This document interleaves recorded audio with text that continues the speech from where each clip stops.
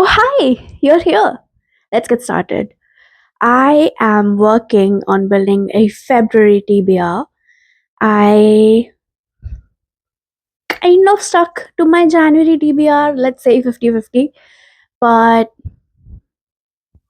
I haven't yet started February TBR and it's nearly the middle of the month. So I just thought we could get into it together. One of the books that I know for sure that I want to read this month is Cleopatra and Frankenstein by Coco Millers.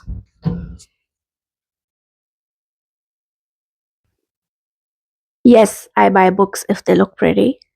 But also, I've heard a lot of hype about this. And as a primarily fantasy reader, I have been meaning to branch out into other genres, and this is just one of my attempts at that. So I hope I can read Cleopatra and Frankenstein.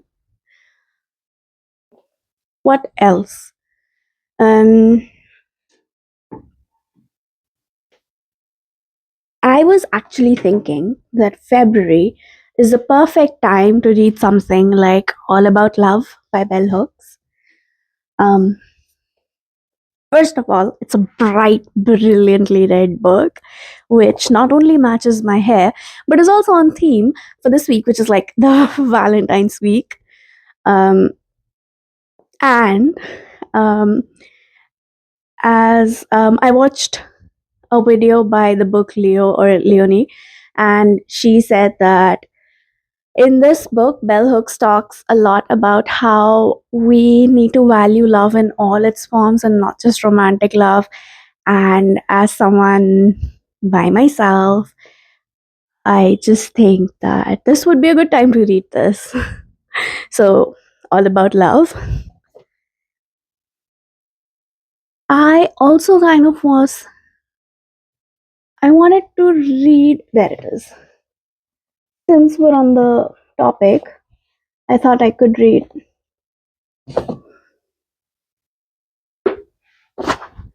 Everything I Know About Love by Dolly Alderton. Let's make a whole thing of this. Let's like do lovey-dovey books or something. And then this would help me make a dent in my non-fiction books, so that'll be cool. So I've got Everything I Know About Love. What else? What else? I've got Our Wives Under the Sea, but I've already read it. This is so interesting. When I read Our Wives Under the Sea, um, I had heard someone talking about this book in a like review video on YouTube, and the person reviewing the book said that this book was about two women who are married to each other, one of whom goes on a deep sea dive in a submarine and everything, and then is like presumed to be dead, and no one hears back from that sub for like 6 months. It was supposed to be a very short dive, a week or so, and she comes back after 6 months, and then it's about the two wives trying to find their way back to each other, about like the way that that dive has changed one woman while the other one had to stay on the surface and not know if she had lost her spouse or if she was coming back, and it's about the two of them trying to find their way back to each other. I thought it was literary fiction, just like Cleopatra and Frankenstein, and turns out that it was actually um like sci-fi horror as well. So when the horror stuff actually started happening in the book, I had the pleasure of having the same exact experience as the characters in the book, because I was not expecting any of that to happen. And it's the most ridiculous thing, but it's like such a cool way to have read the book. So that was a lot of fun. It was really hilarious too. Um, I hope nothing like that happens with Cleopatra and Frank. Like, I know that that book's about two people in New York and um, age gap relationship, but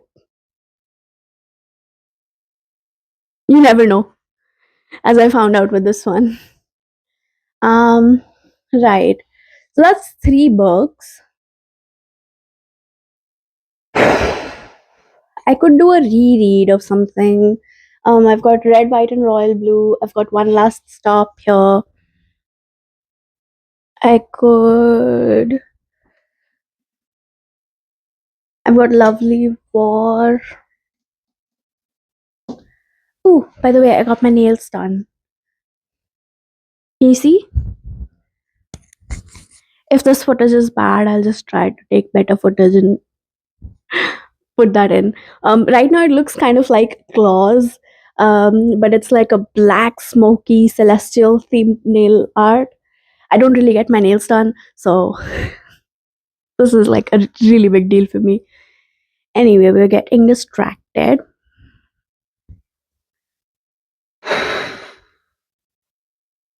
Okay. Actually, I don't think that I'll be able to finish these books because two of them are non-fiction, and then I do want to do like a partial or like a full reread of the 12-week plan because I need to implement it. I've bought the physical copy, it's in my room right now. I want to do a whole 12-week plan. I have like laid out my goals kind of, and I'm kind of implementing the 12-week plan. The only thing is that I'm tracking it in my head. Like I've got my daily tactics kind of reduced and isolated, and right now I just when I go through my day, I try to put take them off my checklist, but I know that that's not going to work in the long run, and I just want to reread that book, like the physical copy, so that I can take notes and highlight another line and actually implement a 12-week plan properly. That is three nonfiction books that I'm trying to read this month. Damn. But just for funsies, let's pick one more book.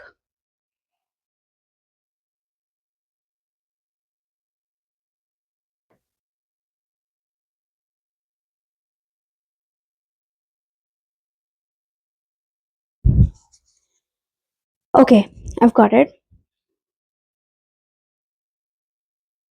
Ow. I can't open it with the new nail. Ow.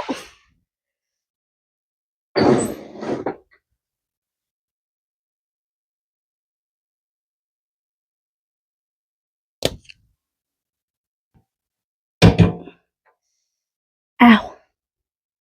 Right. Do not try this at home and all that jazz.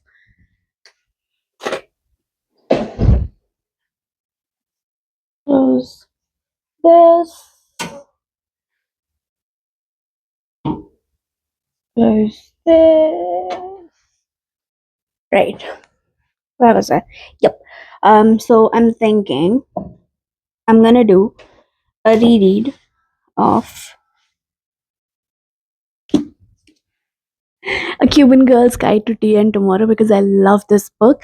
This book is so special to me. It literally it literally restored my faith in humanity after watching all the traumatic events that were the second wave of COVID in India. It was awful to watch. It was I don't even want to remember it. But like at that point I had lost all faith in humanity. I was like, it's everyone for themselves and everyone is so selfish and terrible and cruel, and it was bad. I was not in a good mental state at that point. And then I read this book and it gave me hope. And I was like, okay, maybe not everyone's so bad. Maybe there will be people out there who are okay. So I read this book at a very low point in my life mentally, and it really helped me get my footing back about like people in general and get my hopes back up about humanity.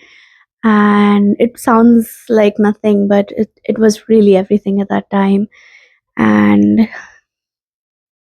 yeah, so I'm gonna do a reread of A Cuban Girl's Guide to Tea and Tomorrow because then I'll read. Oh, wait, we're putting them out there, right? And then I'll read A British Girl's Guide to Hurricanes and Heartbreak, which is the sequel of A Cuban Girl's Guide to Tea and Tomorrow. It's got one of the side characters from the first book as the main character in this book, and it's a cute little spin-off. And I have been so excited to read it, but because I wanted to do it with the reread of that book, I hadn't gotten around to it. So I'll read this if I have the time. So that's like all the books about love that I'm gonna be reading this month. I'll just show all of them to you at once.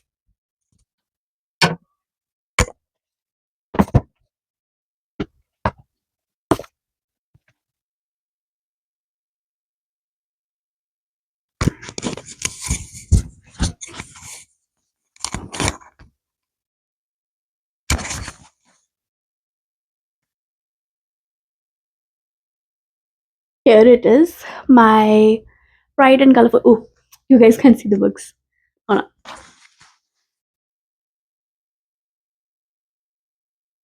So here it is, my kind of colorful stack of books about love to be read in the month of love, which is like a capitalist dream sold to people, especially to people who are all alone to make money off of them.